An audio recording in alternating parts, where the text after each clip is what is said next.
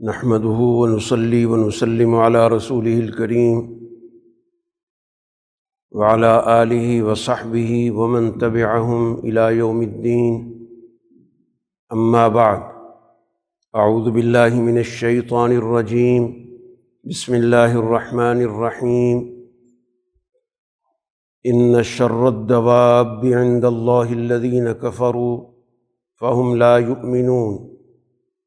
الذين عاهدت منهم ثم ينقضون عهدهم في كل مرة وهم لا يتقون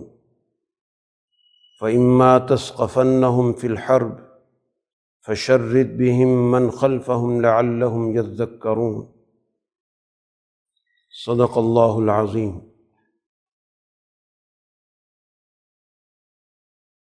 محترم حاضرین مجلس اور میرے عزیز دوستو، اللہ تعالیٰ نے اس دنیا میں نوع انسان کو جب پیدا کیا تو اس کی زندگی میں بنیادی طور پر معاشرت کو، باہم میل جول کو اس کی فطرت میں رکھا. اس لیے اللہ تعالیٰ نے اول انسان کو پیدا کرنے کے بعد انہی کی نوع سے ان کا جوڑا پیدا کی. جو دنیا میں سب سے پہلی شریعت نازل ہوئی، جو اللہ کا حکم انسانوں کے لیے نازل ہوا، وہ یہی تھا کہ اسکن انت وزوجک الجنہ، کہ آدم علیہ السلام سے کہا گیا کہ آپ نے اور آپ کی زوجہ نے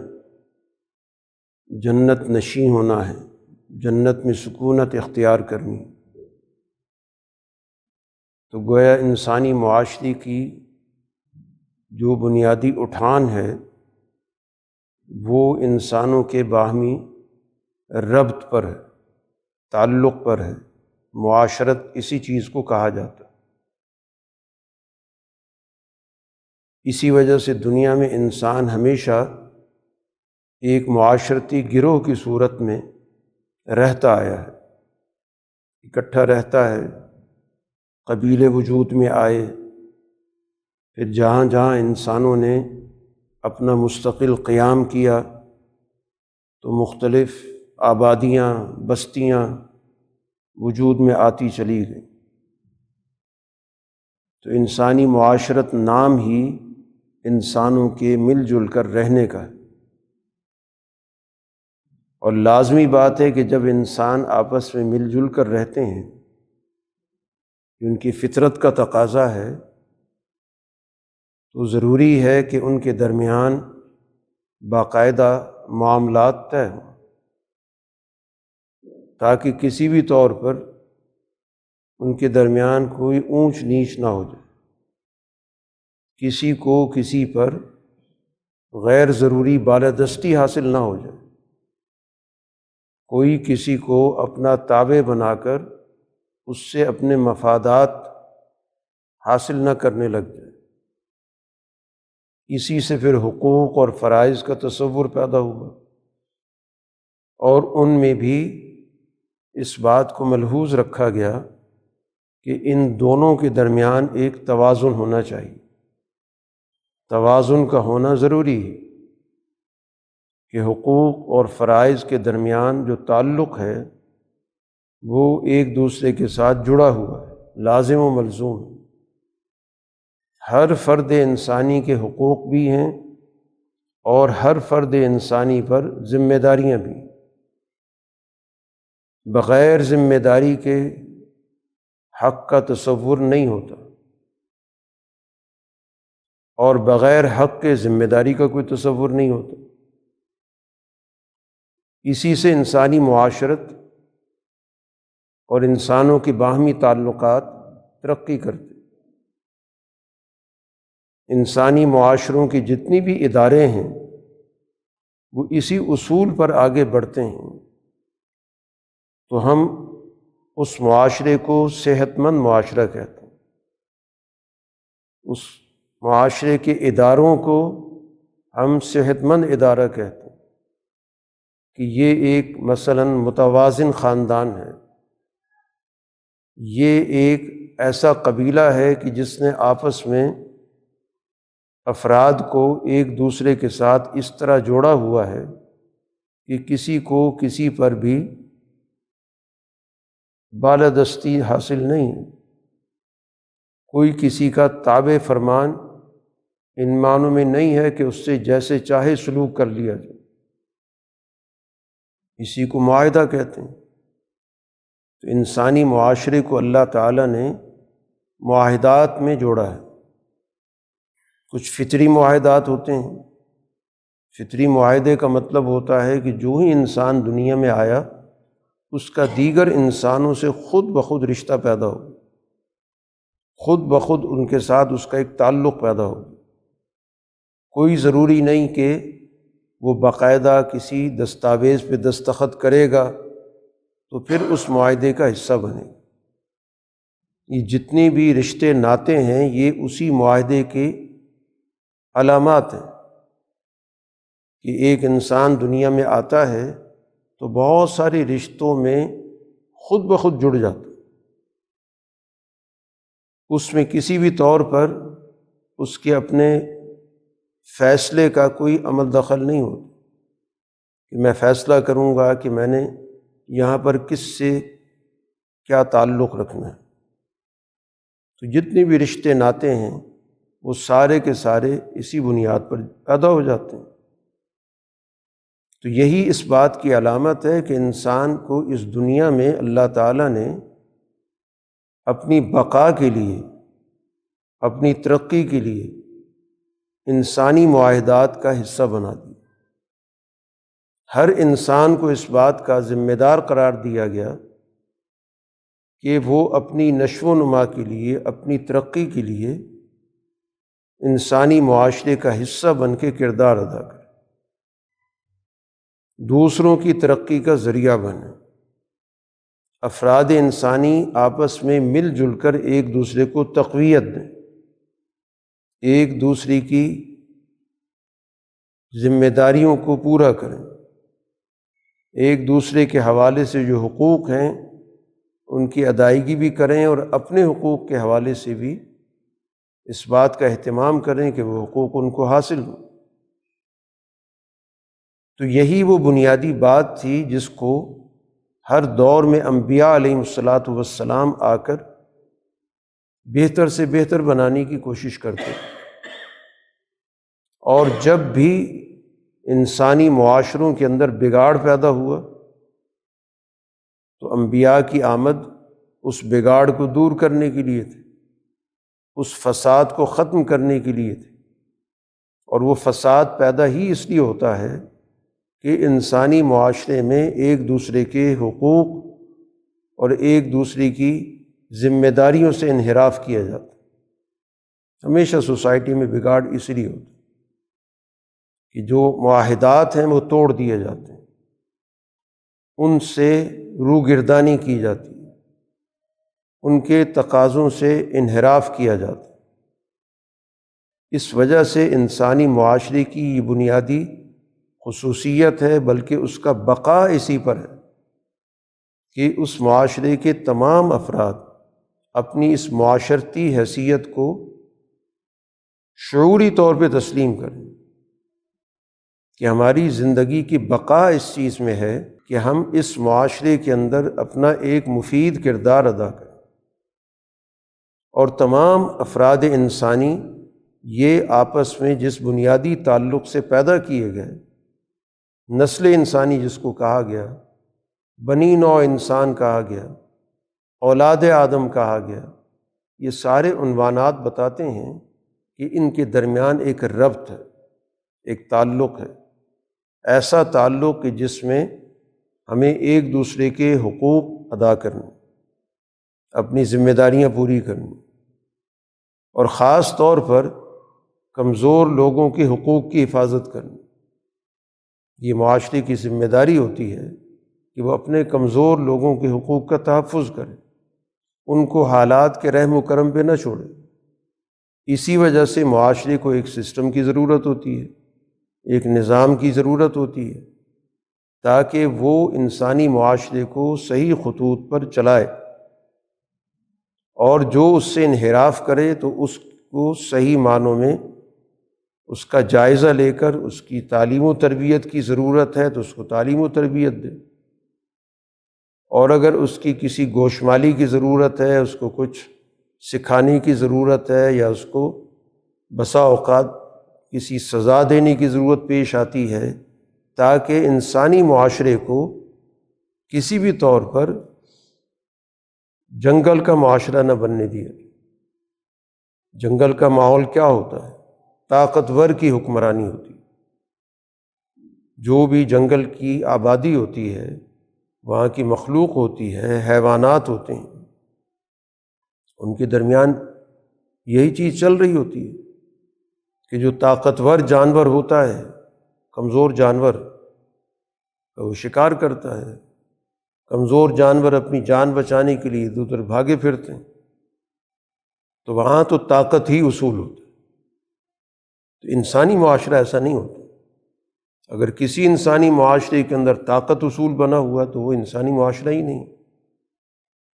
وہ انسان نما شکلیں انسانوں کی ہیں، لیکن حقیقت میں وہ انسانیت سے گرے ہوئے لوگ، وہ حیوانیت کے درجے پہ پہنچے ہیں۔ تو انبیاء علیہ الصلاۃ والسلام آ کر اسی چیز کی بنیادی طور پر تعلیم و تربیت دیتے ہیں کہ انسانی معاشرے کے درمیان جو تعلقات ہیں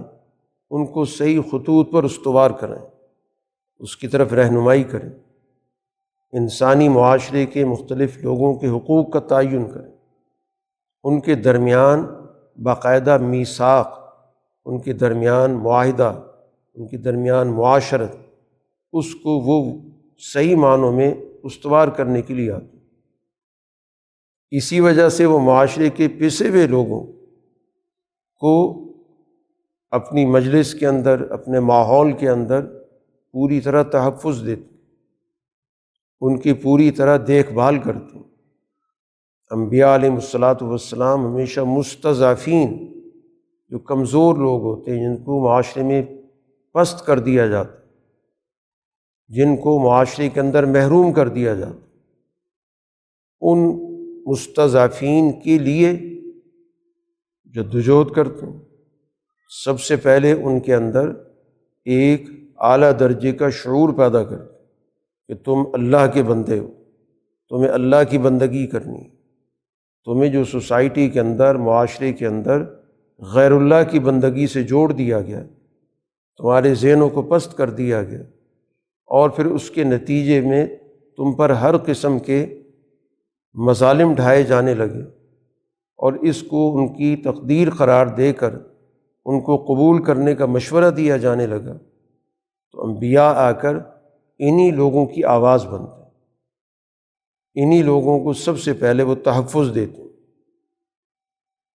خود وہ اعلیٰ خاندان سے ان کا تعلق ہوتا، ان کا کوئی ذاتی معاملہ نہیں ہوتا، ذاتی طور پر کبھی کوئی محروم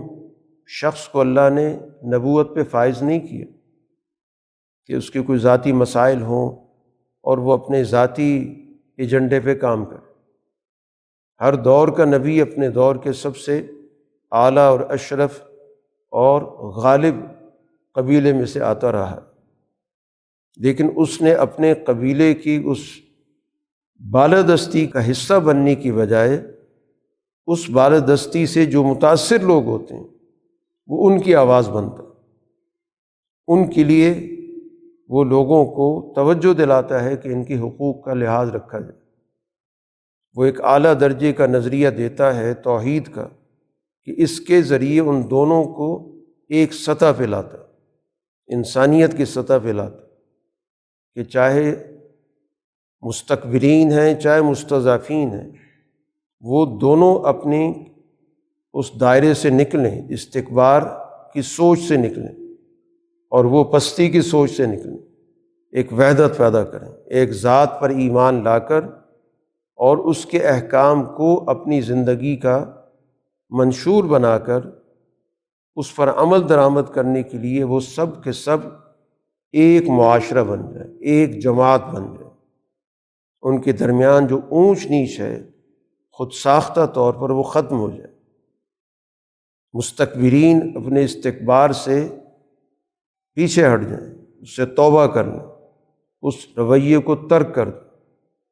اور انسانی درجے پر آ کر مستضعفین کے ساتھ مل بیٹھیں، جو جو حقوق انہوں نے چھین رکھے ہیں وہ حقوق ان کو واپس کریں۔ اسی کو اخوت کا رشتہ قرار دیا گیا۔ تو اخوت کا مطلب ہی یہی ہوتا ہے کہ دونوں کے درمیان اب بھائی چارہ ہے۔ تو جیسے بھائی چارے میں تمام بھائی ایک سطح کے شمار ہوتے ہیں، ان میں کوئی اونچ نیچ نہیں ہوتی۔ ایک اچھا خاندان وہی کہلاتا ہے کہ جس خاندان کے بزرگ تمام بھائیوں کے درمیان اخوت کا ماحول پیدا کریں، سب کو حقوق دیں، ان کے درمیان کسی بھی طور پر کسی کو کسی پر مسلط کر کے اور دوسرے کو پست رکھنے کی سوچ موجود نہ ہو۔ اگر یہ سوچ ہوتی ہے تو خاندان اسی سے ٹوٹتے ہیں۔ خاندانوں میں دراڑیں اس لیے پڑتی ہیں کہ وہاں پر کسی کو یہ احساس ہوتا ہے کہ وہ اس ماحول کے اندر رہ کر اپنے حقوق نہیں حاصل کر پا رہے، تو اس لیے وہ اس اجتماعیت سے کٹ جاتا ہے یا اس کو کاٹ دیا جاتا ہے۔ تو یہی چیز گویا کہ معاشرے سے بھی تعلق رکھتی ہے کہ معاشرے کو بھی دین اسلام نے اخوت پہ استوار کیا۔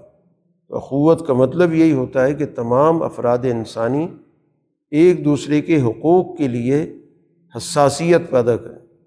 کسی کو محروم نہ ہونے دیں، حقوق کے اعتبار سے کسی کو کسی پر ترجیح نہ دیں۔ محرومی معاشرے کے اندر جب پیدا کر دی جاتی ہے تو اخوت ختم ہو جاتی ہے۔ تو اخوت صرف زبانی کلامی چیز کا نام نہیں ہوتا،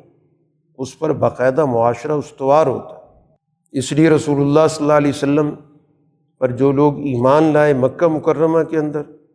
تو آپ نے سب سے پہلے ان کے درمیان مواخات پیدا کی۔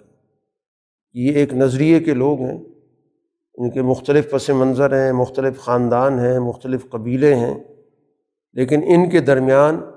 ایک بھائی چارہ ہونا چاہیے۔ تو آپ نے سب سے پہلے وہاں پہ مواخات قائم کی، ان کے درمیان بھائی چارہ پیدا کیا، ایک دوسرے کے ساتھ وابستہ کیا، ایک دوسرے کے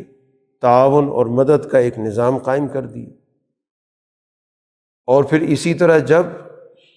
رسول اللہ صلی اللہ علیہ وسلم ہجرت کر کے مدینہ تشریف لے گئے، تو پھر وہاں پر جا کر اسی اساس پر، اسی مواخات کو بنیاد بنا کر مکہ کے لوگوں کا اور مدینہ کے لوگوں کے درمیان ایک معاہدہ کرا دیا۔ اسی کو مواخات کہا گیا، ایک دوسرے کے ساتھ تعاون کرنے کا، ایک دوسرے کے ساتھ معاشی طور پر ساتھ دینے کا، معاشرت میں ایک دوسرے کے ساتھ کھڑے ہونے کا، حتیٰ کہ اس ابتدائی دور کے اندر ان کے درمیان وراثت کا نظام بھی قائم ہوا کہ یہی ایک دوسرے کے وارث ہوں گے۔ باقی جو نسبی رشتے ہیں ان کی اب اس رشتے کے سامنے کوئی حقیقت نہیں، یہاں تک کہ جب دین اسلام کا پھیلاؤ شروع ہوا تو پھر جا کر وراثت کا وہ نظام آیا جو رشتے کی بنیاد پر ہے، جو آج تک قائم ہے، جو آج اسلام کا نظام وراثت کہلاتا ہے۔ تو گویا بنیادی طور پر دین کا مقصد انسانی معاشرے کو برابری کے بنیاد پر معاہدوں میں ایک دوسرے سے جوڑنا، اور اسی وجہ سے معاہدہ شکنی، معاہدہ توڑنا یہ سب سے بڑا جرم قرار دیا۔ پچھلی قوموں کا قرآن ذکر کرتا ہے، ایسی قومیں جن کو اللہ تعالیٰ نے دنیا کے اندر کتابیں دی تھیں، انبیاء بھیجے تھے،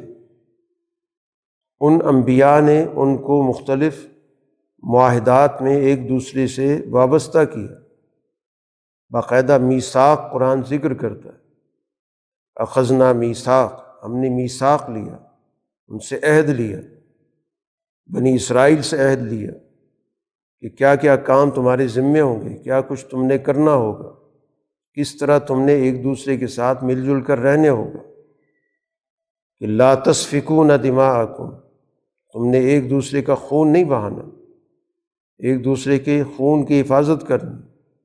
خون کی ایک حرمت ہے، انسان کا خون بیش قیمت ہے، اس کی کوئی قیمت نہیں لگ سکتی، تو تم نے کسی بھی صورت میں کسی انسان کا خون نہیں بہانا، اور اسی طرح کسی کو اس کے گھر سے بے دخل نہیں کرنا۔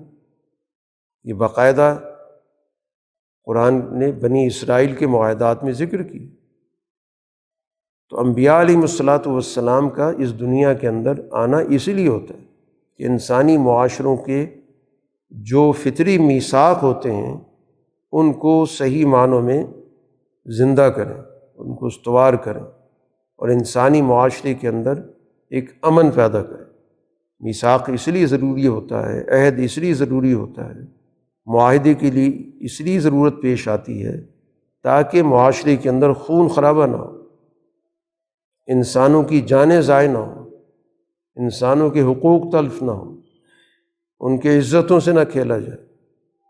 ان کی ملکیتوں کو برباد نہ کیا جائے۔ اسی وجہ سے گویا کہ میثاق وجود میں آتا ہے، اور دنیا کے اندر کوئی بھی مہذب معاشرہ ہو تو وہ باقاعدہ اپنا ایک دستور بناتا ہے۔ اس کا بنیادی مقصد یہی ہوتا ہے کہ اس ملک کے رہنے والے لوگوں کے درمیان ایک برابری کے اساس پر کچھ قواعد، کچھ ضوابط، کچھ اصول طے کر دیے، اور یہ بتا دیا جائے کہ اس ملک کا نظام اس دستور کے تحت چلے، اور اگر کوئی اس کی خلاف ورزی کرے گا تو پھر باقاعدہ اس کی چارہ جوئی کا نظام رکھا جاتا ہے۔ اسی وجہ سے مہذب معاشروں کے اندر انسانی حقوق کی حفاظت کے لیے، معاشرے میں امن و امان کے قیام کے لیے مختلف ادارے وجود میں آتے ہیں، عدالتی نظام وجود میں آتا ہے، انتظام کرنے والا ادارہ پیدا کیا جاتا ہے، نئے مسائل کو حل کرنے کے لیے مختلف قوانین بنتے ہیں،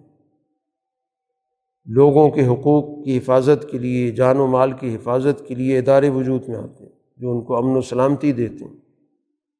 یہ سارے کے سارے بنیادی مقصد یہ ہوتا ہے کہ سوسائٹی کو انتشار سے بچایا جائے، اضطراب سے بچایا جائے، خون خرابے سے بچایا جائے، لوگوں کو ایک پرامن ماحول دیا جائے تاکہ اس کے اندر رہ کر وہ اپنی ذمہ داریوں کو پورا کریں اور اس کے ساتھ ساتھ معاشرے کی ترقی میں اپنا کردار ادا کریں۔ اور جو ان معاہدات کو توڑ دیتا ہے تو اس کا مطلب یہ ہے کہ وہ انسانی درجے سے نیچے چلا جاتا ہے۔ وہ بظاہر انسان ہوتا ہے اپنی شکل و صورت کے لحاظ سے، لیکن وہ اپنے کردار کے لحاظ سے انسانی درجے سے محروم ہو جاتا ہے۔ قرآن حکیم نے ذکر کیا کہ ان شر الدواب عند اللہ الذین کفروا وہم لا یؤمنون، کہ معاشرے کے اندر جو سب سے بدترین مخلوق ہوتی ہے اللہ کے نزدیک، وہ حقائق کا انکار کرنے والی ہوتی ہے۔ جو معاشرتی حقائق ہیں ان کو تسلیم نہیں کرتی، کائناتی حقائق کو تسلیم نہیں کرتی۔ جو کفر کا لفظ قرآن استعمال کرتا ہے تو اس کے دائرے میں دونوں چیزیں آتی ہیں۔ ایک تو کائناتی حقیقت کو تسلیم نہیں کرتا کہ یہ کائنات کیسے وجود میں آئی، اس کو پیدا کرنے والا کون ہے، وہ اپنے خالق کے وجود کا ہی انکار کر دیتا ہے، یا اس خالق کے حوالے سے جو اس پر ذمہ داری عائد کی گئی تھی اس سے انحراف کرتا ہے۔ اور اسی طرح جو سماجی حقائق ہیں جس کو معاشرہ کہتے ہیں، جس میں افراد نے ایک دوسرے کے ساتھ مل جل کر رہنا ہوتا ہے، جس میں ایک انسان سمجھتا ہے کہ مجھ پر دوسرے لوگوں کے حقوق واجب ہیں کہ ان کو ادا کریں، وہ ان کا انکار کر دیتا ہے۔ وہ یہ کہتا ہے کہ سب کچھ میری طاقت کے ماتحت ہے، میں کسی کا کوئی ذمہ دار نہیں، میں جیسے چاہے کسی کے ساتھ سلوک کروں، جیسے چاہے کسی کی زندگی لے لوں، جب چاہوں کسی پر حملہ آور ہو جاؤں، جب چاہے میں اس کی ملکیت ختم کر دوں۔ تو یہ جو حیوانی سوچ ہے اسی کو کفر کہا۔ تو کفر کہا جاتا ہے حقائق کے انکار کو، کہ ایک ہے حقائق تسلیم کرنا، حقیقت کیا ہے، تو وہ قرآن کی نظر میں کہ حقائق کو ماننے والا شخص ہے اس کو ایمان کہا جا رہا ہے۔ ایمان کا مطلب یہ کہ وہ دنیا کے حقائق جو اللہ نے اور اللہ کے اس نظام کے اندر موجودہ ان کو وہ مانتا ہے۔ اور کفر کا مطلب یہ ہے کہ وہ اپنی ذات کو مانتا ہے، اپنے مفادات کو اس نے خدا بنایا ہوا ہے، اور اس نے اس کے تحت ہر چیز کا انکار کر رکھا۔ نہ وہ کسی سماج کو مانتا ہے، نہ کسی حق کو مانتا ہے، نہ کسی انسان سے تعلق کے تقاضے کو مانتا ہے، نہ وہ اس کائنات کے ساتھ اپنے ربط کو مانتا ہے۔ اس لیے قرآن نے کہا کہ سب سے بدترین مخلوق اللہ کے نزدیک یہ لوگ لا یؤمنون، حقائق ماننا ہی نہیں چاہتے، حقائق کو تسلیم کرنا ہی نہیں چاہتے۔ اور اسی کا نتیجہ پھر قرآن نے بتایا، رسول اللہ صلی اللہ علیہ وسلم کو مخاطب کیا اس طور پر کہ آپ اس معاشرے کے سربراہ ہیں، اس معاشرے کی قیادت آپ کے پاس ہے، کہ آپ اس سوسائٹی کے اندر جہاں پر آپ رہتے ہیں، جس علاقے میں آپ رہتے ہیں، اس حجاز کے اندر، کہ کئی لوگ کے ساتھ آپ معاہدات کرتے ہیں، اور معاہدات کا مطلب یہی ہوتا ہے کہ ایک دوسرے کا لحاظ کرنا، پاس کرنا، ایک دوسرے کی جان و مال کی حفاظت کرنا، ایک دوسرے کے حقوق کی رعایت کرنا۔ لیکن وہ ان معاہدات کو توڑتے ہیں، الذین عاہدت منہم ثم ینقضون عہدہم فی کل مرۃ۔ رسول اللہ صلی اللہ علیہ وسلم نے جن سے معاہدات کیے، ان لوگوں نے ان معاہدات کو ایک نہیں کئی بار توڑا۔ وہم لا یتقون، انہیں کسی درجے کے اندر احساس نہیں ہوتا، ان کے اندر ظلم ہوتا ہے، وہ عدل و انصاف کے کسی طور پر بھی قائل نہیں ہوتے، ان کا کام عہد توڑنا ہے، معاہدات توڑنا ہے۔ جہاں ان کے مفادات میں کوئی چیز رکاوٹ بنی، انہوں نے اس کو بالائے طاق رکھ دیا۔ یہ نہیں دیکھا کہ اس کے نتیجے میں ہم ایک معاہدے سے نکل جائیں گے، اور یہ جو بڑے گناہ جن کو کہا جاتا ہے ان میں شمار کیا جاتا ہے عہد شکنی۔ معاہدے کا مطلب ہوتا ہے کہ دونوں افراد ایک دوسرے پر اعتماد کر رہے ہیں، ایک دوسرے کے حوالے سے اپنے آپ کو مطمئن سمجھ رہے ہیں، اور ایک آدمی اس صورتحال میں کہ ایک شخص اس پہ اعتماد کر رہا ہے اور دوسرا اس سے انحراف کر رہا ہے، دوسرا اس اعتماد کو ٹھیس پہنچا رہا ہے، تو اسی کو عہد شکنی کہا جاتا ہے۔ اور جب عہد شکنی سوسائٹی کے اندر پیدا ہوتی ہے تو پھر معاشرہ ختم ہو جاتا ہے۔ کوئی بھی ادارہ ہو وہ معاہدے پہ کھڑا ہوتا ہے، وہ ادارہ اس معاہدے کو توڑ دے، ادارہ ختم ہو جاتا ہے۔ اسی کو افراتفری کہتے ہیں، اسی کو انتشار کہتے ہیں۔ افراتفری، انتشار، انارکی نام اسی چیز کا ہے کہ سوسائٹی اپنے معاہدات سے کٹ چکی ہے، معاہدات ختم ہو گئے، اب جس کی لاٹھی ہے اس کی بھینس، جو چاہتا ہے اپنی طاقت استعمال کر، معاشرہ گویا کہ مکمل طور پر تباہ ہو جاتا ہے۔ تو اس وجہ سے دین اسلام کی نظر میں ہمیشہ معاہدات کی پاسداری سب سے اعلیٰ درجے پر تصور کی، جس سے آپ نے معاہدہ کر لیا ہے اب آپ نے اس معاہدے کو پورا کرنا، کسی بھی طور پر اس سے انحراف نہیں ہو سکتا۔ اور جو معاہدہ توڑ دے تو پھر ظاہر قرآن نے کہا کہ ان کے خلاف راست اقدام کرو۔ فَإِمَّا تَثْقَفَنَّهُمْ فِي الْحَرْبِ فَشَرِّدْ بِهِمْ مَنْ خَلْفَهُمْ، اگر بات پہنچ جاتی ہے ان معاہدہ شکنوں کے ساتھ، جنگ تک بات پہنچ جاتی ہے، تو پھر ان کو پوری طرح سبق سکھاؤ، تاکہ جو پیچھے لوگ بیٹھے ہوئے ہیں، جو اس طرح کی سوچ رکھتے ہیں کہ ہم بھی اسی طرح معاہدے توڑ دیں گے، تو ان کو سبق حاصل ہو جائے کہ معاہدہ توڑنا تو گویا کہ سوسائٹی کے اندر سب سے بڑا جرم، کیونکہ اسی کے اساس پر تو پورا انسانی معاشرے کا نظام کھڑا ہوتا ہے۔ آپ کا معاشی نظام ہو، معاشرتی نظام ہو، آپ کا سیاسی نظام ہو، آپ کا اخلاقی نظام ہو، حتیٰ کہ آپ کی عبادات کا جو نظام ہو، کھڑا ہی اسی چیز پہ کہ ایک معاشرہ ہے اور اس معاشرے کے اندر لوگ ایک دوسرے کی ساتھ جڑے ہوئے ہیں، ایک دوسرے کی ذمہ داریاں ادا کرتے ہیں، تو پھر انسان اس ماحول کے اندر اپنے آپ کو مطمئن سمجھ کر باقی شعبوں کی تعمیر و ترقی میں کردار ادا کرتا ہے۔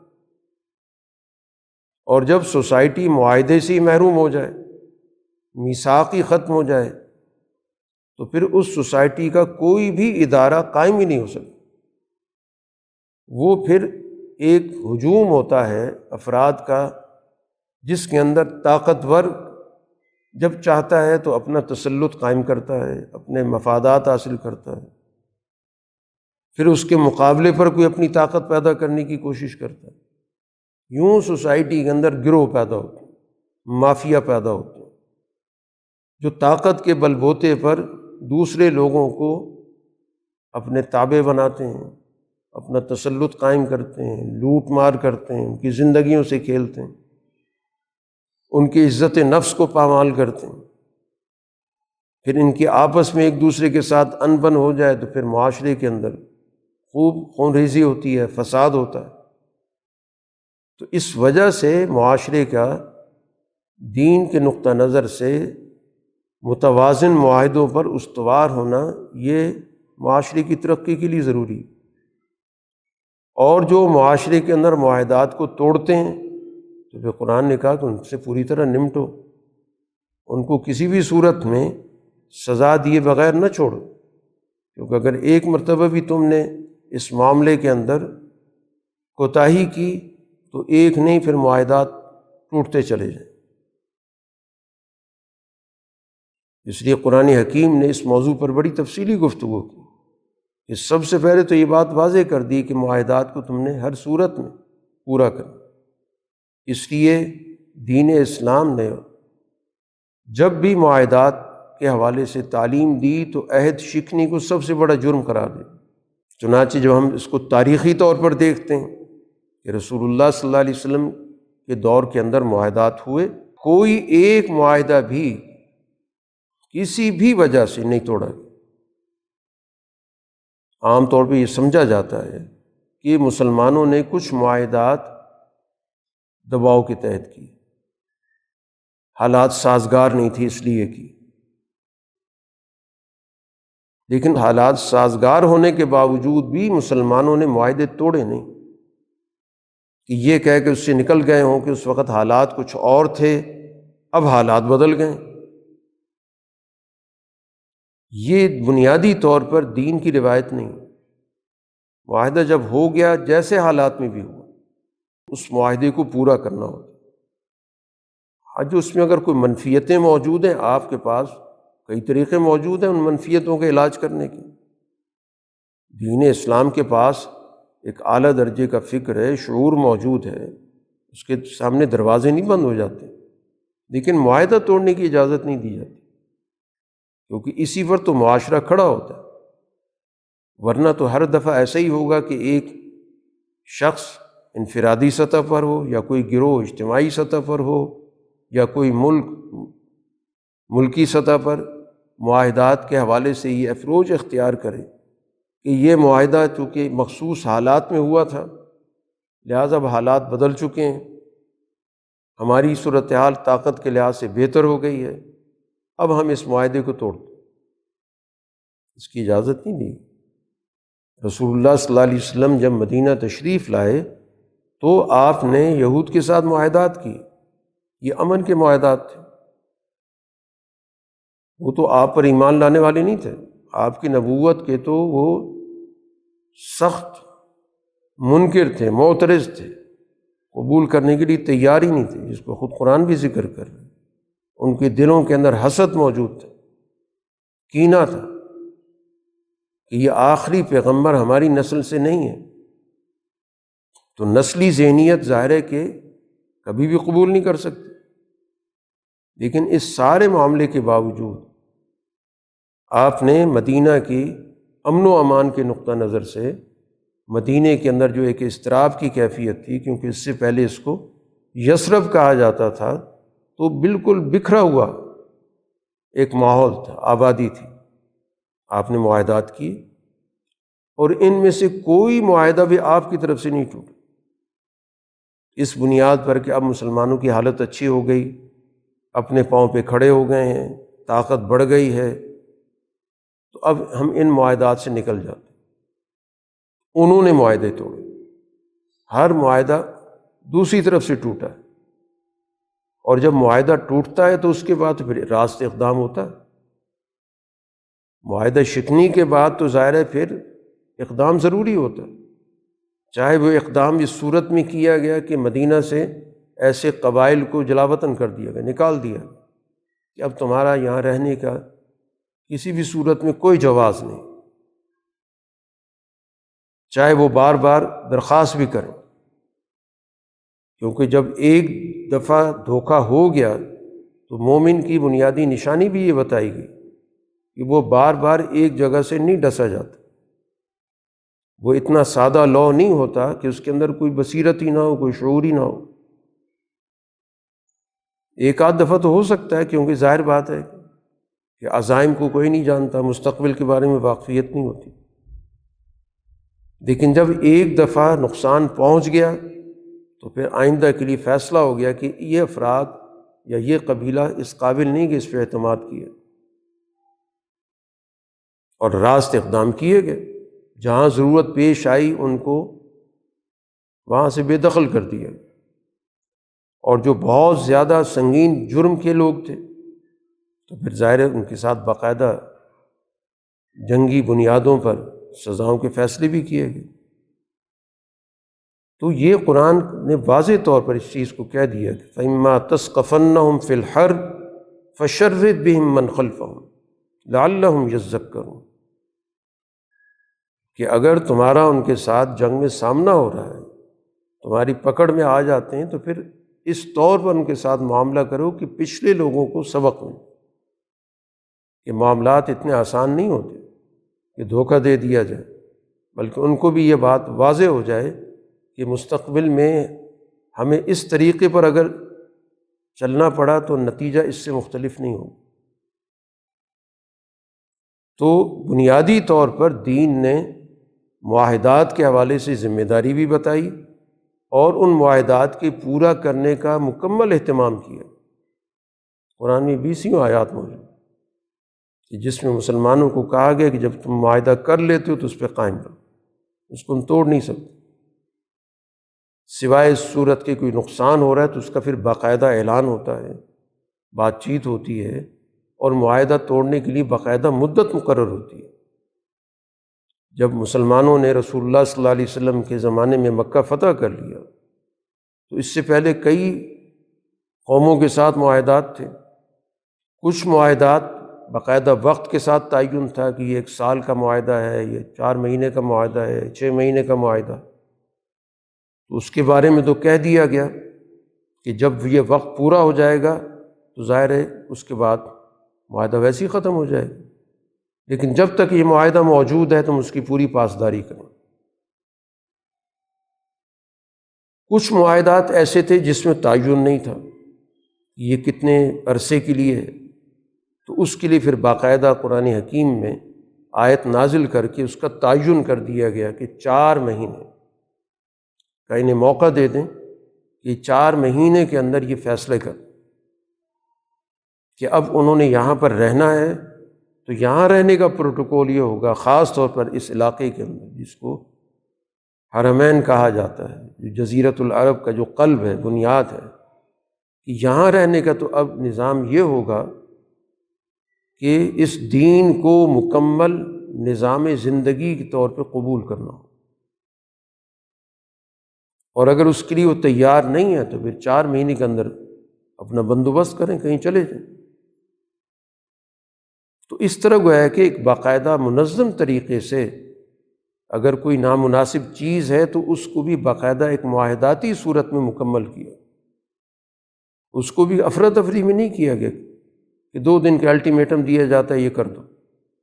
4 مہینے خود قرآن نے ذکر کی، بلکہ کہا قرآن نے فَسِیحُوا فِی الْأَرْضِ 4 اشہر، 4 مہینے تم زمین میں چل پھر سکتے، آؤ جاؤ، جو کام کاج کرنا ہے کرو، اپنا جو بھی تم نے انتظام کرنا ہے، کاروبار کرنا ہے، تجارت کرنی، ان 4 مہینوں میں تمہارے پاس مکمل اختیار موجود۔ لیکن یہ بات سمجھ لو کہ انکم غیر معجز اللہ، اس آڑ میں تم یہ سمجھو کہ ہم اس ساری صورتحال کو پلٹ دیں گے، کوئی ایسی تدبیریں اختیار کر لیں گے، کوئی ایسی سازشیں کر لیں گے، تو تم اللہ کو عاجز نہیں کر سکتے۔ تو یہ گویا کہ قرآن حکیم نے ایک بڑی بنیادی بات ہمیں سمجھا دی، حتیٰ کہ قرآن حکیم نے یہاں بھی کہہ دیا کہ عین میدان جنگ کے اندر اگر دوسرا فریق اس بات کے لیے آمادہ ہوتا ہے کہ کوئی صلح ہونی چاہیے، وَإِن جَنَحُوا لِلسَّلْمِ فَاجْنَحْ لَهَا، ٹھیک ہے، تم بھی فیصلہ کر، وَتَوَكَّلْ عَلَى اللَّهِ، اللہ پہ بھروسہ کرو، وَإِن يُرِيدُوا أَن يَخْدَعُوكَ، اور اگر ان کا ارادہ تمہیں دھوکہ دینے کا ہے تو پھر اللہ پہ پوری طرح اعتماد رکھو، فَإِنَّ حَسْبَكَ اللَّهُ، تم اللہ پر اعتماد کر کے اس طرح کی دھوکہ دہی کا مقابلہ کر سکتے۔ تو گویا اپنے اندر خود اعتمادی اور خدا اعتمادی پیدا کرو، جو بھی فیصلہ کرنا ہو تم نے اس کے اندر کسی بھی طور پر تمہارے اندر کمزوری کی بنیاد پر، بزدلی کی بنیاد پر، یا خواہ مخواہ کے امن و امان کے نام پر نہیں، بلکہ باقاعدہ ایک معاہدے کی نقطہ نظر سے کہ ہم اس کے جو مثبت اور مفید نتائج ہیں وہ حاصل کرنا چاہتے ہیں، اس کے بھی مقاصد ہوتے ہیں۔ رسول اللہ صلی اللہ علیہ وسلم نے جب حدیبیہ کا معاہدہ کیا تو بظاہر وہ معاہدہ مسلمانوں کے حق میں نظر نہیں آ رہا، لیکن اس معاہدے کے ذریعے پورے کے پورے جزیرۃ العرب کی کایا پلٹی۔ تو اس کا مطلب یہ ہوتا ہے کہ جو باشعور جماعت ہوتی ہے وہ ہر قسم کے حالات میں اپنا کردار ادا کرے، وہ ہر قسم کے حالات سے نبرد آزما ہونے کی صلاحیت رکھتی، وہ خواہ مخواہ خوف زدہ نہیں ہوتی، اس کو جیسے بھی بدلے ہوئے حالات ہوتے ہیں اس کے مطابق کردار ادا کرتی۔ تو اس وجہ سے گویا کہ قرآن نے اور رسول اللہ صلی اللہ علیہ وسلم کی سیرت نے ہمارے سامنے ہر شعبہ زندگی کا نمونہ رکھ دیا کہ کس طور پر اگر معاملات جنگ کی طرف جاتے ہیں تو کیا طریقہ اختیار کیا جاتا ہے، اگر معاملات کسی صلح یا معاہدے کی طرف جاتے ہیں تو وہاں پر کیا طریقہ کار اختیار کیا جاتا ہے۔ اور دونوں صورتوں کے اندر بنیادی مقصد ہوتا ہے کہ دین کے بنیادی فکر کا اور اس کے نظام کا غلبہ۔ یہ تو طریقہ کار ہوتا ہے کہ وہ طریقہ کار آپ کیا اختیار کرتے ہیں، لیکن اپنے بنیادی ہدف سے اور نصب العین سے کسی صورت میں نہیں کٹا جاتا۔ کسی بھی جنگ کا یا کسی بھی معاہدے کا بنیادی مقصد کو اپنے ذاتی مفادات کا تحفظ نہیں ہوتا۔ جیسے جنگ کے ذریعے کسی ملک پہ قبضہ کر کے لوٹ مار نہیں ہوتی کہ ہم طاقت سے کسی ملک پہ قبضہ کر کے اس کے وسائل کو لوٹنا شروع کر دیں۔ مسلمانوں کی تاریخ اس بات کی گواہ ہے کہ انہوں نے جنگوں کے ذریعے اپنی معیشت استوار نہیں کی، سوائے میدان جنگ میں جو دشمن کے وسائل ہے وہ تو قبضے میں لیے گئے، کیونکہ اس کے بغیر تو جنگ کا فیصلہ نہیں ہو سکتا جب تک کہ آپ دشمن کے وسائل پر آپ اپنا قبضہ نہیں کرتے۔ اور ان وسائل کی تقسیم کا تو ہمیں نظام بتا دیا کہ جس کو مال غنیمت کہتے ہیں، لیکن اس کے بعد اس علاقے پر فتح حاصل کرنے کے بعد مستقل طور پر اس کو استحصال کا ذریعہ بنایا جائے، یہ اسلامی تاریخ نہیں۔ تاریخ یہ ہے کہ ہر جگہ پر مسلمانوں نے ان علاقوں کو ترقی دی، ان کے وہاں پہ مقامی نظام پیدا کیے، وہاں کے وسائل وہیں پر خرچ کیے، ان کو برابر کی سطح پہ لا کے کھڑا کیا، اور اسی وجہ سے آپ کو اس دور کے اندر ترقی ہر علاقے کے اندر نظر آئی۔ جہاں جہاں بھی مسلمان گئے انہوں نے اس علاقے کو ترقی دی، وسائل کے اعتبار سے، علم کے لحاظ سے، اعلیٰ درجے کی فکر اور اخلاق کے لحاظ سے۔ یہ ان کا بنیادی مقصد ہوتا تھا۔ وسائل کی لوٹ مار تو کبھی بھی نہیں رہی، یا کسی علاقے کو پسماندہ رکھنا، لوگوں کو جاہل رکھنا، اور ان کو ایک غیر انسانی زندگی گزارنے پہ مجبور کرنا، تو یہ تو اسلام کی لغت میں کبھی رہا ہی نہیں۔ تو دین اسلام بنیادی طور پر دین انسانیت، اس لیے اس کے ہر شعبے کے اندر جو بھی ہدایات ہیں وہ در حقیقت انسانیت کے عروج کی۔ جہاں اس نے جنگ کی بھی بات کی تو اس میں ہی بتا دیا کہ یہ جنگ اس خاص نقطہ نظر رکھنے والے لوگوں کے ساتھ ہو رہی ہے، جس کو قرآن نے فتنے سے تعبیر کی۔ قرآن نے جہاں پر بھی اس موضوع پر بات کی تو وہ باقاعدہ بتایا گیا کہ یہ جنگ اور قتال کس لیے ہوتا ہے۔ قاتلوہم حتی لا تکون فتنہ، ان سے جنگ کرو جب تک کہ فتنہ نہ ختم ہو۔ تو وہ جو فتنہ پرور قوت ہے جب ٹوٹتی ہے، ختم ہو جاتی ہے، تو جنگ کا مقصد ختم ہو جاتا ہے۔ پھر عام آدمی اپنی زندگی بسر کرے، چاہے جس مذہب پر بھی رہے، جس روایت پر بھی باقی رہے۔ فتنے کا انسداد بہت ضروری ہے، کیونکہ وہ پورے انسانی معاشرے کے لیے ناسور ہوتا ہے۔ اس کو باقی رکھنا پوری انسانیت کو نقصان پہنچانے کے مترادف ہوتا ہے۔ اس کے ساتھ صلح نہیں ہوتی۔ جو فتنہ گر قوت ہوتی ہے، جب تک وہ فتنے سے پیچھے نہیں ہٹتی، توبہ نہیں کرتی، تو ظاہر ہے کہ اس کے ساتھ کسی درجے میں کوئی صلح نہیں ہوتی، اس سے کوئی معاہدہ نہیں ہوتا، سوائے اس کے کہ اس کی طاقت کو توڑنا مقصد ہے۔ تو پھر تو ظاہر ہے کہ بنیادی مقصد تو فتنے کو فروغ کرنا۔ اب فتنے کو فروغ کرنے کے کئی طریقے ہوتے ہیں، ضروری نہیں ہوتا کہ کوئی ایک ہی طریقہ ہو۔ یہ بنیادی بات واضح کر دی گئی کہ فتنے کے ساتھ کسی بھی صورت میں ساز باز نہیں ہو سکتی، اس کا خاتمہ ضروری ہوتا ہے۔ باقی انسانی معاشرے کے اندر افراد رہتے ہیں، ان کی حقوق ہوتے ہیں، ان کی ذمہ داریاں ہوتی ہیں، وہ پوری کی جاتی ہیں۔ تو گویا قرآن حکیم نے اس صورتحال کو جو معاشروں کے اندر پیش آ جاتی ہے اس کی پر پوری رہنمائی کی۔ وَإِمَّا تَخَافَنَّ مِنْ قَوْمٍ خِيَانَةً، اگر تمہیں اس بات کا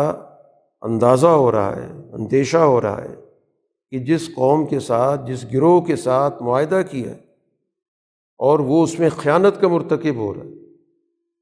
تو پھر برابری کی بنیاد پر اس معاہدے سے علل اعلان علیحدگی اختیار کرو کہ اب ہم اس معاہدے کا حصہ نہیں، کہ اس کو توڑا گیا، اس میں خیانت کی گئی۔ ان اللہ لا يحب الخائنین، اللہ تعالیٰ تو خائنوں کے ساتھ کسی بھی صورت پسندیدگی کا معاملہ نہیں کر سکتا۔ تو یہ قرآن حکیم کی بنیادی رہنمائی ہے کہ معاشرے کے اندر انسانی حقوق کی ادائیگی کا برابری کے بنیادوں پر اہتمام، یہ اس نظام کی ذمہ داری ہوتی جو اس معاشرے میں موجود ہوتا، اور جب اس کو توڑا جاتا ہے تو اسی کو معاہدہ شکنی کہتے ہیں۔ تو معاہدات سے ہی معاشرے بنتے ہیں، اس لیے قرآن حکیم اس کی اہمیت بھی بیان کرتا ہے اور معاہدہ شکنی کی جو مضرت ہے، نقصان بھی واضح کرتا ہے، اور معاہدہ شکنوں کے خلاف کارروائی کی بھی بات کرتا ہے کہ جو معاہدہ توڑتا ہے تو پھر اس کے ساتھ تمہیں نمٹنا چاہیے جب تک کہ وہ دوبارہ صحیح معاہدے کی طرف آ نہیں جاتا۔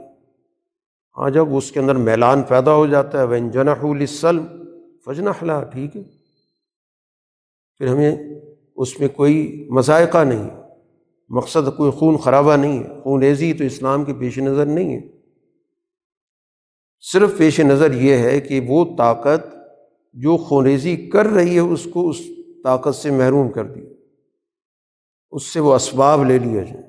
اس سے وہ اختیارات لے لیے جائیں کہ جس کے نتیجے میں اس نے معاشرے میں بد امنی پیدا کر رکھی۔ اور جب وہ ان وسائل سے محروم ہو جاتا ہے تو پھر ظاہر بات ہے کہ اس کے ساتھ انصاف کے ساتھ معاملہ کیا جاتا ہے۔ ایسا نہیں ہوتا کہ کسی ذاتی اناد کی بنیاد پر ان کے ساتھ معاملات طے کیے جائیں۔ تو یہ مسلمانوں کی تاریخ رہی ہے کہ انہوں نے ہمیشہ معاہدات کی پاسداری، مسلمانوں نے کئی معاہدات کیے۔ حضرت معاویہ رضی اللہ تعالیٰ عنہ کے دور میں بھی ان کی تو براہ راست رومی فوج سے لڑائی رہتی تھی، جنگ رہتی تھی، تو ان کے دور کی جو تاریخ ہے وہ اسی طرح کی ہے کہ معاہدات بھی ہوتے تھے، معاہدات ٹوٹنے کی صورت میں جنگیں بھی ہوتی تھیں، اور اس معاہدے کے دوران ان کے طرز عمل کا پوری طرح جائزہ بھی لیا جاتا تھا کہ کیا یہ لوگ اس معاہدے کی آڑ میں آئندہ کی کوئی تیاری تو نہیں کر رہے، سب چیزوں پہ نظر رکھی جاتی تھی۔ تو ایک موقع پر حضرت معاویہ رضی اللہ تعالیٰ عنہ تک یہ رپورٹ پہنچی کہ جو ہمارا اس وقت رومیوں کے ساتھ معاہدہ چل رہا ہے، تو جب یہ اس کا وقت مکمل ہوگا تو دشمن اس کے بعد حملہ کرے گا، ان کا منصوبہ بن رہا ہے۔ تو ظاہر مسلمانوں کو چوکنا رہنے کے لیے تو ہر صورت میں کہا گیا، یہ بھی نہیں کہ آپ معاہدہ کر کے اور آرام کی نیند سو جائیں، چوکنا رہنا تو ہر وقت ضروری ہے کہ دشمن اس معاہدے کی آڑ میں کوئی اور کارروائی تو نہیں کرنے والا۔ تو حضرت معاویہ رضی اللہ تعالیٰ عنہ کے علم میں جب یہ بات آئی تو انہوں نے باقاعدہ ایک حکمت عملی اختیار کی کہ ہمیں پوری جنگ کی تیاری کر لینی چاہیے۔ جنگ کی تیاری شروع کی گئی، اور پھر اس کے بعد اگلے مرحلے میں یہ بات کہ ہم ابھی سے یہاں سے نکل کر سرحد کی طرف چل پڑتے تاکہ اس تاریخ کو، جس تاریخ کو معاہدہ ختم ہوگا، تاریخ گزرتے ہی ہم فوراً دشمن پہ حملہ کریں قبل اس کے کہ وہ حملہ آور۔ چنانچہ یہ پورا لشکر تیار ہوتا ہے، حضرت معاویہ رضی اللہ تعالیٰ عنہ کی قیادت میں سرحدوں کی طرف بڑھنا شروع ہو گیا، اور مقصد یہی تھا کہ جو ہی تاریخ ختم ہوگی تو دشمن کو کوئی موقع نہیں ملنا چاہیے، ہم پہلا وار کریں گے تو ظاہر ہے کہ ہمیں کامیابی حاصل ہو جائے گی۔ تو ابھی یہ لشکر راستے میں ہے، سفر کر رہا ہے، سرحد کی طرف بڑھ رہا ہے۔ تو حضرت معاویہ رضی اللہ تعالیٰ عنہ کو پیچھے سے کوئی آواز محسوس ہوئی، تو رک گئے، رک کے دیکھا کہ کوئی گرد و غبار اڑ رہا ہے، کہ کوئی شخص گھوڑے پہ سوار ہو کر آ رہا ہے اور کوئی آواز دے رہا ہے۔ تو رک کر اس کا انتظار کرنے لگے کہ کیا آواز ہے، کیا معاملہ ہو گیا، کوئی پیچھے کوئی معاملہ ہو گیا، اس کی مجھے کوئی اطلاع دینے آ رہا ہے۔ تو جو وہ شخص قریب آتا چلا گیا تو اس کا وہ جملہ جو وہ کہہ رہا تھا وہ بھی واضح ہوتا چلا گیا، وفاء لا غدر، وفاء لا غدر، وفاء لا غدر، معاہدہ پورا کرو، معاہدہ مت توڑو۔ یہ کہتے کہتے وہ شخص وہاں پہنچا، عمر بن عنبسہ رضی اللہ تعالیٰ عنہ، صحابی رسول تھے۔ حضرت معاویہ نے کہا ہم نے تو کوئی معاہدہ نہیں توڑا، ہم تو سرحد کی طرف جا رہے ہیں، جب معاہدہ ختم ہوگا تو پھر ہم اقدام کریں گے۔ انہوں نے کہا یہ بھی معاہدہ شکنی ہے، یہ جو آپ تیاری کر کے لشکر لے کے جا رہے ہیں یہ بھی معاہدے کی روح کے خلاف۔ اب اس موضوع پہ بات ہو سکتی ہے، یہ ایک اجتہادی موضوع ہے کہ کیا یہ معاہدہ شکنی ہے یا نہیں، لیکن حضرت معاویہ نے وہاں پر ان کی بات کو قبول کر لیا۔ یہ مطلق العنان حکمران نہیں ہے کہ جو ان کے ذہن میں سما گیا اور وہ اسی پر جم گئے اور اپنے خصوصی اختیارات استعمال کریں کہ بطور خلیفہ کہ میرے پاس اختیار ہے تو میری اطاعت کرو، کیونکہ یہ کوئی معاہدہ نہیں ٹوٹ رہا، ہم معاہدے کی پوری پاسداری کر رہے ہیں۔ اس حالت میں نہ ہم کسی کی جان لے رہے ہیں، نہ کسی کے مال پہ قبضہ کر رہے ہیں، نہ کوئی ہم سرحد کی دوسری طرف جا رہے ہیں۔ یہ ساری کی ساری گفتگو اپنی جگہ پر جسٹیفائڈ ہے، درست ہے، اہمیت رکھتی ہے، لیکن حضرت معاویہ رضی اللہ تعالیٰ عنہ نے چونکہ ایک صحابی رسول ہیں اور ان کی رائے میں یہ عہد نہ پورا کرنا ہے، ان کی بات کو تسلیم کر لی صاحب اختیار ہونے کے باوجود، اور کوئی واضح طور پر کوئی دین کے کسی حکم کی خلاف ورزی بھی نہیں ہو رہی تھی۔ تو مسلمانوں کی تاریخ تو یہ ہے، لشکر واپس آ گیا، اور جس دن تاریخ مکمل ہوئی اس دن پھر اس نے دوبارہ کوچ کی۔ یہ اسلامی تاریخ ہے۔ دوسری طرف تو معاہدہ شکنی، قرآن خود کتنی آیات ہیں جس میں ان پچھلی قوموں کے معاہدات توڑنے کا خود قرآن ذکر کر رہا ہے۔ فَبِمَا نَقْضِهِم مِّيثَاقَهُمْ، کہ معاہدوں کے توڑنے کی وجہ سے لعناہم، ہم نے ان پہ لعنت بھیجی،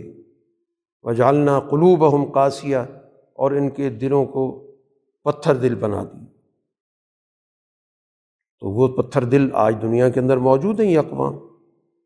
جو دنیا کے اندر جن کا غلبہ ہے، تو ان کی نوعیت یہی ہے، ان کے یہاں معاہدات کی کوئی اہمیت نہیں۔ معاہدہ شکنی کرنا تو وہ سمجھتے ہیں کہ شاید یہ کسی سیاست کا حصہ ہے، اور ہمارے بھی ایسے لوگ پائے جاتے ہیں معاہدے کر کے کہتے ہیں قرآن حدیث تھوڑی ہے، میں قرآن و حدیث ہی تو قرآن حدیث نے کا معاہدہ پورا کرو۔ وہ کہتے ہیں بس وقتی ضرورت کے تحت دوسرے آدمی کو دھوکہ دینے کے لیے بات مان لیا کرو، اور جب تمہیں موقع ملے تو اسے نکل جائے گا۔ تو معاشرہ گویا کہ مکمل طور پر عہد شکن بنا ہوا ہے، معاہدات کی ہماری سوسائٹی میں کوئی حیثیت نہیں، کوئی حقیقت نہیں، اور خاص طور پر جس کو اب سیاسی معاہدات کہتے ہیں ان کی تو حقیقت ہی کچھ نہیں ہوتی۔ تو دین اسلام نے گویا کہ ہمیں ہر شعبے کے حوالے سے رہنمائی دی، اور ان معاہدات کی وجہ سے اگر کوئی غلط کاری کرتا ہے تو قرآن نے کہا چوکنے ضرور رہو۔ وَإِن يُرِيدُوا أَن يَخْدَعُوكَ، اگر یہ دھوکہ دینا چاہتے ہیں تو اللہ پہ اعتماد رکھیں۔ کوئی ایسی گئے گزری صورتحال نہیں ہے، ان کا جواب دیا جا سکتا ہے۔ فَإِنَّ حَسْبَكَ اللَّهُ هُوَ الَّذِي أَيَّدَكَ بِنَصْرِهِ وَبِالْمُؤْمِنِينَ، اللہ تعالیٰ نے آپ کو طاقتور بنایا ہے اپنی مدد کے ذریعے اور ایمان والی جماعت کے ذریعے۔ اگر باشعور ایمانی جماعت موجود ہے تو توڑتے رہیں، تمہارے پاس اس معاہدے کو توڑنے کا جواب موجود ہے، خوف زدہ ہونے کی ضرورت نہیں ہے۔ لیکن معاہدہ کرتے وقت پوری طرح سوچ سمجھ کے فیصلے کرو، اس کے نتائج دیکھ لو، اور جو بھی پھر فیصلہ کرتے اس پہ قائم رہو۔ تو اس وجہ سے دین اسلام میدان جنگ کی بھی تعلیم دیتا ہے، اور اسی طرح میدان جنگ سے باہر امن اور صلح کی بھی تعلیمات اس کے پاس موجود ہیں۔ اسی کو ہم کہتے ہیں دین کے پاس ایک جامع فکر موجود ہے، اور اس لیے وہ دشمن کی طاقت کی بھی بات کرتا ہے کہ اس کی طاقت کے مطابق اپنی تیاری کرو۔ تیاری تو ہر وقت ضروری ہے۔ ترہبون بی عدو اللہ، جس کے ذریعے تمہارا رعب قائم رہنا چاہیے۔ جنگ کرنا کوئی ضروری نہیں ہوتی، اصل چیز ہوتی ہے کہ دشمن کو ایسی حالت میں رکھا جائے کہ اسے جرأت نہ ہو، وہ جارحیت نہ کر سکے، یہ بنیادی مقصد ہوتا ہے، اور اس کو سبق مل جائے اگر وہ جارحیت کرتا ہے تو یہ دین کا بنیادی پیغام ہوتا ہے۔ تو خوف زدہ لوگ ظاہر ہے کہ نہ جنگ کر سکتے ہیں، نہ صحیح معاہدے کر سکتے ہیں۔ معاہدہ بھی جرأت مند لوگ کرتے ہیں، ان کو پتہ ہوتا ہے کہ ہم نے میدان جنگ میں جو چیز حاصل کرنی تھی کر لی، مزید ہم دوسرے میدان میں حاصل کر لیں گے، اور خدا نخواستہ کوئی اونچ نیچ ہوگی تو میدان تو ہر وقت موجود ہی ہے۔ تو دین اسلام گویا کہ ایمان والی جماعت پیدا کرتا ہے، اس کے اندر اعلیٰ درجے کا شعور پیدا کرتا ہے، اس کے اندر جرأت پیدا کرتا ہے، اور حالات کے مطابق صحیح فیصلے کی صلاحیت پیدا کرتا ہے کہ کس موقع پر کیا فیصلہ کرنا چاہیے۔ وہ اپنی جذبات کی اسیر جماعت نہیں بناتا، یا اپنی خواہشات کی تابع جماعت نہیں بناتا، کہتے ہیں جذبات سے خواہشات سے اوپر اٹھ کر فیصلے کرو، صحیح موقع پر صحیح فیصلے کرو، جس موقع پر ضرورت ہو میدان میں کھڑے ہونے کی کھڑے ہو جاؤ، اور جب مناسب سمجھتے ہو کہ نہیں اب میدان کی بات نہیں ہے، وہاں پر ہمیں کسی اور ذریعے سے اپنے مقاصد کو آگے لے کے جانا ہے، اس کے لیے بھی اپنے آپ کو تیار رکھو۔ اسی کو شعور کہتے ہیں کہ جو جذبات پر بھی حاوی رہتا ہے، خواہشات پر بھی حاوی ہوتا ہے۔ خواہشات تو انسان کی آرام پرستی کی ہوتی ہیں، مفاد پرستی کی ہوتی ہیں، جھکنے کی ہوتی ہیں، خوشامد کی ہوتی ہیں، جیسے خواہشات پر مبنی آپ کے ملک کا نظام کھڑا ہوا ہے۔ اور اسی طرح جذبات اگر دوسری طرف چلے جائیں تو پھر ظاہر ہے کہ اس میں بھی عقل و دانش کو ایک طرف رکھ دیا جاتا ہے۔ تو بہرحال ان حالات کے اندر جو اس وقت دنیا کی صورتحال بنی ہوئی ہے، تو ظاہر ہے کہ اسلام تو بنیادی طور پر امن کا ہی دین ہے، نہ وہ خون ریزی چاہتا ہے اور نہ وہ خون ریزی کو قبول کرتا ہے، نہ اس کی حوصلہ افزائی کرتا ہے۔ وہ انسانی جانوں کی حفاظت چاہتا ہے کہ انسانی جانیں محفوظ رہنی چاہییں، اور لیکن اس کی آڑ میں اگر کوئی شخص یا کوئی گروہ یا کوئی ملک کسی اور کی جان لینا چاہتا ہے، کسی ملک پہ قبضہ کرنا چاہتا ہے، تو ظاہر ہے اس کی اسلام اجازت نہیں دیتا۔ تو اگر یہ جو بات چیت ہو رہی ہے اگر یہ کسی اصول کی بنیاد پر ہوتی ہے تو بہت اچھی بات ہے، اگرچہ دوسرے فریق سے کبھی بھی اصول پسندی کی توقع تو ماضی میں بھی نہیں رہی، لیکن بہرحال موقع دیا جا رہا ہے تو امن بہرحال پہلی ترجیح ہوتی ہے۔ رسول اللہ صلی اللہ علیہ وسلم نے کبھی بھی خونریزی کو پسند نہیں کیا، ہمیشہ امن کی بات کی، لیکن اگر اس امن کے راستے میں کوئی چیز رکاوٹ بنتی ہے تو پھر ظاہر بات ہے کہ دوسرا آپشن تو ہمیشہ ہوتا ہے۔ تو اللہ تعالیٰ ان حالات کے اندر امن کے ذریعے ملکوں کے مسائل حل کرنے کی کوئی تدبیر بنتی ہے تو اللہ تعالیٰ اس کو کامیاب کرے، اور اس میں جو بھی کوئی دھوکہ دہی ہے تو ان دھوکہ دہی کرنے والوں کے عزائم کو ناکام بنائے، اور کسی بھی صورت میں ان کی جو بالادستی ہے اس کی کوئی بھی شکل اس کو اللہ تعالیٰ ناکام بنائے اور معاشروں کو ان سے محفوظ رکھے۔ وآخر دعوانا الحمد للہ رب العالمین۔